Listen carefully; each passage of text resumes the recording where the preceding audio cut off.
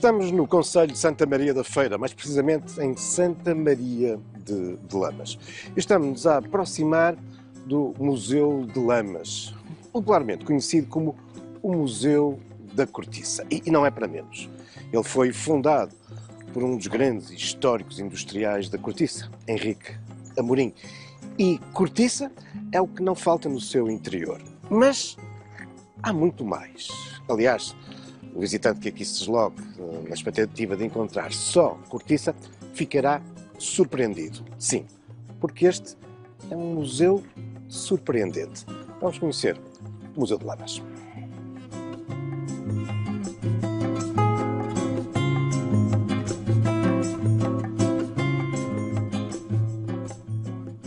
Integrado em 2018 na rede portuguesa de museus e tutelado pela Casa do Povo, o Museu de Santa Maria de Lamas nasceu na década de 1950 como uma coleção particular do industrial corticeiro Henrique Alves Amorim, que a acolheu num edifício progressivamente ampliado que designou como a sua Domus Áurea, isto é, Casa Dourada. Caso muito peculiar na história do colecionismo no nosso país, o acervo tornar-se-ia de acesso público em 1959, quando o proprietário, que há muito se evidenciava também como um grande benemerente local, o doou à Casa do Povo. No entanto, até à sua morte em 1977, jamais deixou de acompanhar o seu museu, onde, de resto, a sua imagem e o seu percurso profissional e de benemérito foi, pelo próprio, significativamente sublinhada. Inspirado nos espíritos colecionistas dos gabinetes de curiosidades do Renascimento ou nos bric-a-bracs do século XIX, o Museu de Lamas reuniu, fundamentalmente entre as décadas de 50 e 70 do século passado, milhares de peças, das mais diferentes temáticas e, na sua esmagadora maioria, de origem portuguesa.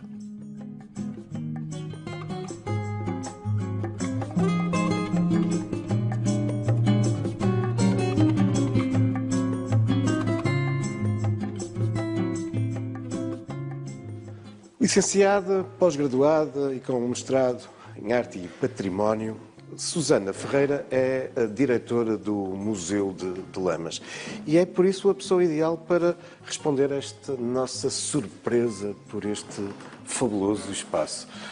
Susana, isto não é só um museu de cortiça, é muito mais. Que coleções é que aqui encontramos e o visitante, que percurso é que é convidado a fazer? Sem dúvida, a designação Museu da Cortiça é extremamente redutora. Henrique Amorim, como apaixonado da arte que era e sempre com o objetivo de cultivar a população local, dedicou-se à recolha de uma série de objetos multidisciplinares, talvez inspirado nos espíritos colecionistas e mesmo no bric-a-brac português, da viragem do século XIX para o século XX. Sim, de alguma forma é um bocadinho também o espírito do renascentista. Sem dúvida alguma, exatamente. Os gabinetes de curiosidades, não é? Dos séculos XV ao século XVII, que no fundo eram espaços de exibição simultânea de objetos artísticos e curiosidades, sem qualquer aparente ligação técnica ou temática. Portanto, e desde a sua criação, Henrique Amorim quis incutir esse espírito no seu museu. Portanto, ao visitar todo o espaço, deparamos com um espólio muito diverso, uma grande quantidade, uma grande qualidade e, sobretudo, uma grande variedade temporal e tipológica do seu acervo. Sobretudo nas décadas de 40 e 50, também aproveitando o contexto da época e a proximidade ao regime político, Henrique Amorim dedicou-se sobretudo à recolha da sua coleção de arte sacra, que é sem dúvida um dos maiores segmentos do acervo do museu e diria mesmo um dos mais valiosos. Temos talha dourada por todo lado. Exatamente. Portanto, uma grande coleção dividida em várias subcoleções, desde logo a talha dourada, que em muitos dos espaços serve de suporte expositivo às coleções de escultura, pintura, mas também alfaias litúrgicas, paramentaria, ex-votos, enfim, um sem número de obras integradas nessa grande coleção de arte sacra. Portanto, paralelamente à coleção de arte sacra e indo ao encontro desse objetivo de ter um espaço multidisciplinar, recolheu também outras coleções, como etnografia, por exemplo, temos conjunto de alfaias agrícolas, réplicas em miniatura de embarcações típicas, ciências naturais, biologia, temos também estatuária civil e a cortiça, obviamente, como não poderia faltar. No fundo, o que ele quis fazer foi homenagear também essa matéria-prima, não só como industrial corticeiro que era, mas pela própria implementação do museu em território marcado por essa indústria. E nessa coleção temos desde escultura monumental com temas sobretudo nacionalistas, por exemplo, temos uma réplica de uma Torre de Belém, uma nau, temos uma avionete e um padrão laudatório da primeira travessia transatlântica de Gago Coutinho e Sacadura Cabral, e temos também um interessante núcleo de arqueologia industrial que integra maquinaria, mecanismos, utensílios, engenhos usados na indústria transformadora da cortiça desse período. Sim, sim. Então vamos lá.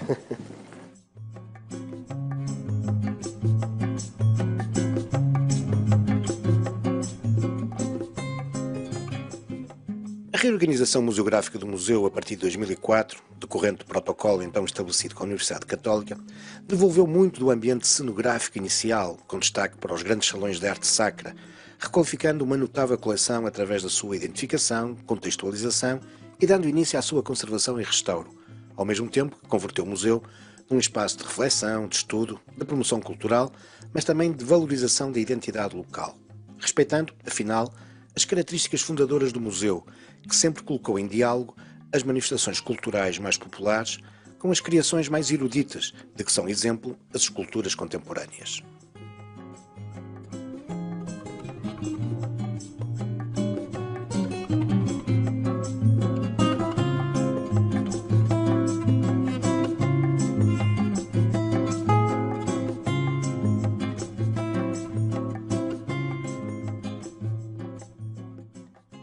Também é notável a vossa coleção de estatuários, nomeadamente estes, presumo, gessos bronzeados, são estudos, não é? Exatamente, são estudos para obras finais.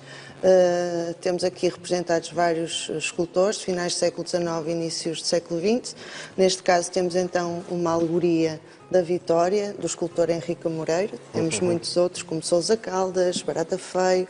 Portanto, também a esse nível temos uma série de obras de relevo, muitas delas em obras públicas, cujos estudos estão aqui representados no museu. Incrível. Bom, mas também estamos na área, que há pouco falávamos, da arqueologia industrial, sim. E de todo este imaginário da cortiça. Exatamente. Todo o espólio que vemos aqui neste pequeno núcleo estava na sua origem num grande salão, que era assim um dos espaços mais emblemáticos do museu, a Sala da Cortiça. Portanto, no âmbito da requalificação do museu, uma boa parte desse espólio perdeu-se, dada a sua avançada degradação. Portanto, tentamos recuperar tudo aquilo que foi possível. E neste momento estão aqui em exposição um núcleo que designamos Cortiça Histórias da História. No fundo, resume um bocadinho aquilo que falávamos há pouco, da proximidade do fundador à indústria transformadora da cortiça e da homenagem que sempre quis fazer a essa matéria-prima. E temos então, desde a Torre de Belém, aqui atrás o Manau, depois o Padrão e a avionete do Gago Coutinho e Sacadura Cabral. E no lado oposto temos uma série de maquinarias, por exemplo a garlopa, que foi a primeira máquina usada para fazer rolhas manualmente, as brocas, a prancha ali de seleção das rolhas. Temos também uma interessante réplica de uma fábrica como ela era nos primórdios. Mas toda feita em cortiça. Toda ela feita em cortiça, que foi doada ao museu, uma fábrica de Lisboa, Mira Ramos, que doou ao museu, que estava completamente arruinada e que foi recuperada já aqui e agora está em exposição. Portanto, este é um espaço muito identitário também para aqui, para a comunidade. Sem dúvida, sim, porque, como é sabido, a indústria transformadora da cortiça é uma das mais relevantes do concelho de Santa Maria da Feira. Portanto, há realmente esta relação de identidade com a própria comunidade local que se revê em muitos destes objetos sobretudo de arqueologia industrial, Claro. que lhes diz muito, porque muitos passaram a sua vida a trabalhar neste setor. Isso leva-me aqui a uma outra questão também interessante, que é a tutela deste museu. Porque a tutela pertence à Casa do Povo de Santa Exatamente. Maria de Lamas. Como é que isso aconteceu? Aconteceu num ato, digamos assim, reflexivo da sua ação como filantropo, de Henrique Amorim. Portanto, em prol da sua terra e com vista ao desenvolvimento da sua terra, curiosamente, ainda em vida, em 1959, a 5 de março de 1959, doou o museu e todo o seu recheio à Casa do Povo de Santa Maria de Lamas, que é, aos dias de hoje, a entidade tutelar do museu. Portanto, é uma tutela que se mantém inalterada até hoje. Mas é interessante que esta relação tão próxima da comunidade com o museu teve depois aqui um aspecto até um bocadinho pernicioso, diria eu, que é já depois da morte do fundador do museu, as pessoas entenderam tanto este museu como o seu que começaram a trazer para aqui todo tipo de peças. Sem dúvida. Depois do falecimento do fundador, em 1977, nós costumamos dizer que o museu entrou assim numa fase de semi-adormecimento. Um longo e penoso período de 27 anos de semi-adormecimento, em que não havia qualquer cuidado com a sua conservação, com o seu tratamento, com a simples manutenção, e todo o espaço foi degradando. E de facto acontecia isso. Portanto, houve alterações substanciais na organização inicial do museu, porque as pessoas traziam um pouco de tudo para cá. Os eletrodomésticos, as moedas... Despertadores, relógios, enfim, a mais variada gama de produtos pessoais e objetos pessoais, que no fundo foram descaracterizando o museu. Até que a Casa do Povo toma uma decisão que Exatamente. foi importante. O ano 2004 é um marco histórico na história do museu, uma vez que, com particular interesse e sentido de responsabilidade face ao seu património, a Casa do Povo decide estabelecer um protocolo com o Departamento de Arte e Conservação e Restauro da Universidade Católica para dar início a um projeto de renovação e reorganização de todo este espaço, sendo que um dos principais mentores de todo este processo foi o Dr. António Joaquim Vieira, que teve todo o mérito neste início de requalificação, sempre com o objetivo de devolver a luz transformada em trevas a este espaço. Obteve-se de uma forma fantástica, porque este é hoje um espaço absolutamente fabuloso. único. É mesmo.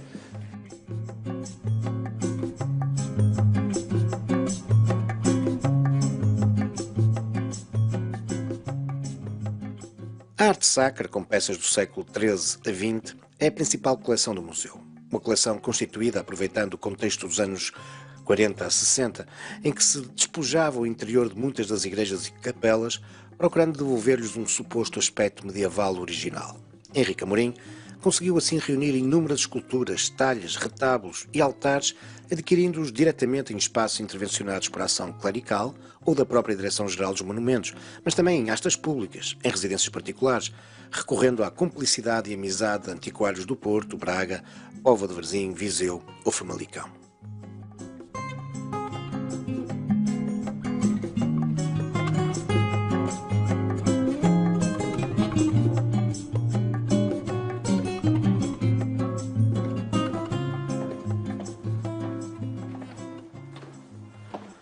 Toda esta valorização e cuidado com as coleções do Museu de Lamas que se vem sentindo nestes últimos anos passa, como poder deixar de ser, por um cuidado com a sua conservação, o seu restauro e o seu estudo. E por isso o museu conta com uma equipa pequena, mas empenhada, que inclui uma conservadora responsável também pelo restauro, a Vânia Roque, e também com um investigador, mestre em História de Arte, José Castro Amorim.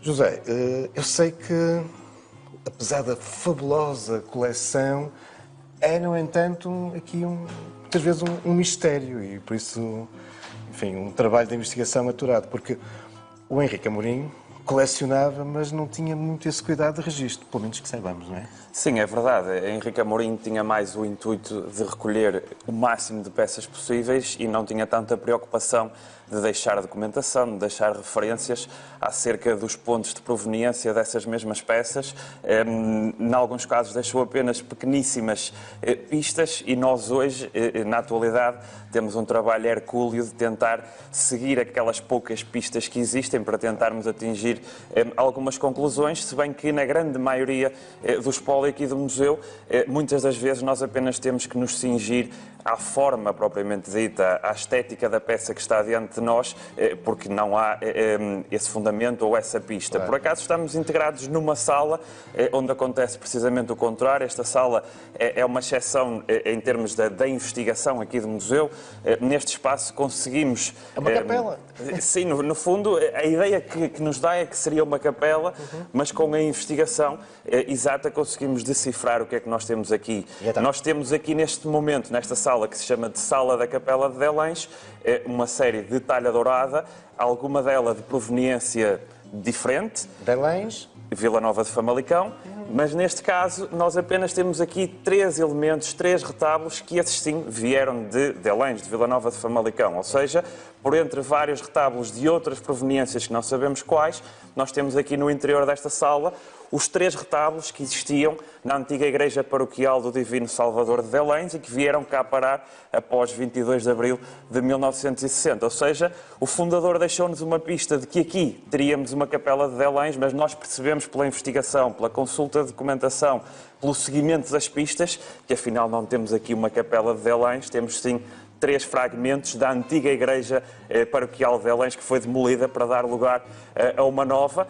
E, no fundo, aqui estamos numa exceção no quadro desta coleção, porque na grande maioria das salas, infelizmente, não temos grandes referências e não conseguimos perceber ao certo de onde vieram as peças. E muitas vezes as peças, ao fim de todos estes anos, não se encontram em bom estado de conservação, não é? E entra também a questão do restauro, não é? Sim, o restauro é parte integrante aqui do museu e é uma parte fundamental para a vertente da preservação, mas também da própria investigação, ou seja, o meu trabalho de historiador de arte é complementado com o trabalho da nossa conservadora restauradora e vice-versa, ou seja, há muitos casos onde a primeira abordagem que o historiador de arte faz diante da peça que depois é reformulada mediante a ação da conservação e restauro e muitas das vezes também a nossa ação de historiador de arte ajuda a priorizar a própria intervenção da conservação e restauro. E nós aqui no museu temos uma componente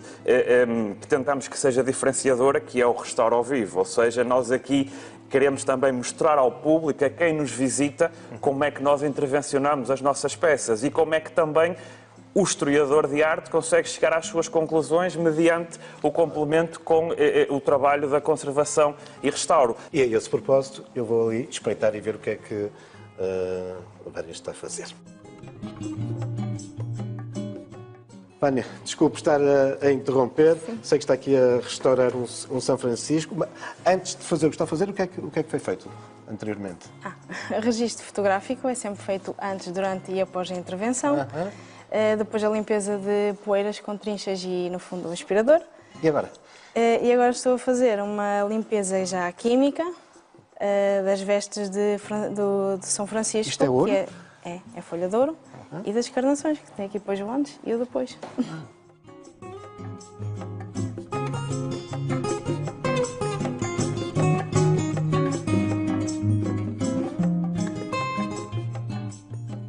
Espaço identitário, patrimonial e histórico, o Museu de Santa Maria de Lamas é também, e cada vez mais, um centro cultural multidisciplinar nas abordagens, como nas suas coleções. Um espaço que alia a memória e tradição com a modernidade. O projeto Restauro ao Vivo, com que o visitante é agradavelmente surpreendido na sua visita, é um bom exemplo desta nova dinâmica. Mas há muito mais, não esquecendo nunca, a cortiça.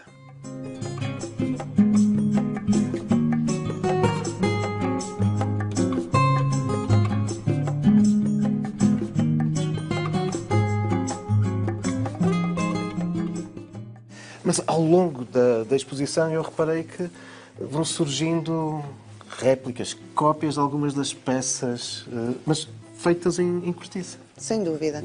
Tem sido, aliás, desde a fundação do Serviço Educativo, em 2006, temos vindo a desenvolver este trabalho, portanto, a replicar algumas das obras mais emblemáticas que temos aqui no museu para alcançar diferentes públicos, nomeadamente em visuais. E logo nesta primeira sala podemos apreciar o núcleo de arte medieval e as respectivas réplicas em cortiça. Desde logo um tríptico medieval, aqui uma belíssima imagem de Nossa Senhora do Ó e ainda a única escultura em pedra dançã que temos aqui no museu, o Santo Antão. Mas não deixa de ser interessante ser feito em cortiça, porque afinal tem a ver com a identidade também. Tem a ver com a identidade do museu, a relação do fundador à indústria transformadora da cortiça, a identidade local, portanto estamos em território marcado por esta matéria-prima. E de algum modo, enfim, apegando-se à velha designação popular do museu como sendo o Museu da Cortiça. Sem dúvida, também, claro. sim. Mas a Susana falava dos serviços educativos e eu aproveitava para perguntar e qual é a dinâmica que o museu hoje apresenta. Depois de toda essa revolução que foi aqui efetuada, qual a programação? Sim, a par da revolução expositiva, interpretativa de todo o espaço, de facto, desde 2006, momento em que foi criado o Serviço Educativo do Museu, temos apostado muito nessa vertente de mediação cultural. Portanto, anualmente temos sempre um programa distinto, partindo sempre das nossas coleções, portanto um programa com atividades permanentes e outras temporárias. Mas a nossa dinâmica, a nossa programação vai muito além do serviço educativo, das tradicionais visitas orientadas, visitas específicas associadas a determinadas temáticas, portanto, e sobretudo nos últimos anos temos vindo a alargar a programação do museu. E quando falo em programação, falo das mais diversas linguagens artísticas, desde desfiles de moda, lançamentos de livros, concertos, exposições temporárias, e permita-me que refira uma que foi extremamente marcante, realizada no verão passado, Living Among What's Left Behind, do fotojornalista Mário Cruz, que foi uma exposição extremamente impactante e inquietante, para a qual transformamos a Sala da Cortiça para receber essa exposição. Essa grande Sala da Cortiça, que acaba de funcionar como um espaço polivalente. Exatamente. Hoje em dia, já sem o recheio que a celebrizou, portanto, o nosso objetivo é tirar o máximo partido desse espaço, abraçando as mais diversas linguagens artísticas. Portanto, e a par da programação, um dos segmentos que temos vindo também a valorizar e que se tem transformado nos últimos anos das vertentes, digamos assim, mais relevantes, é o projeto Restauro ao Vivo, que no fundo, através do qual nós trazemos dos bastidores do museu para a própria exposição permanente as ações de conservação e restauro em curso. Neste caso, na coleção de escultura religiosa da Sala da Capela de Helens. E o museu tem vindo a integrar também algumas importantes rotas e parcerias. Sim, verdade. Desde o início da requalificação, um dos grandes objetivos era a integração na rede portuguesa de museus, como forma de alcançarmos uma maior legitimidade e reconhecimento não só do nosso público, mas também dos nossos pares. E mais recentemente integramos também a rede de turismo industrial, por motivos óbvios, não é? Da relação do museu com a indústria, do seu fundador, portanto, faz todo sentido.